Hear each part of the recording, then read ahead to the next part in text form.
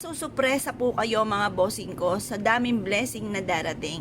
Matapos nyo pong ilagay po ito sa bawat corner ng inyong tahanan. Pero syempre, ilalagay nyo sa lagayan at huwag pong nakasabog sa sahig mga bossing ha. Dahil ito po ay natutunaw, maaaring instead na kamalasan ay ma-reverse at maging kamalasan ang dumating po sa inyo po mga bossing. Kung kayo po ay naniniwala at mahilig ka sa mga pampaswerte, subukan nyo po ito.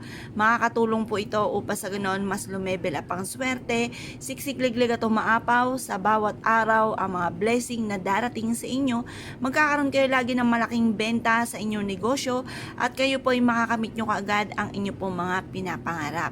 Kung naniniwala ka at kayo po ay isa sa maraming mga pangarap at ikaw po ay nais na maging matagumpay, at lahat ng mga problema nyo pinagdadaanan sa ngayon, bukod sa inyo pong panalangin ng taimtim at kung ang problema po ninyo ay tungkol sa usapin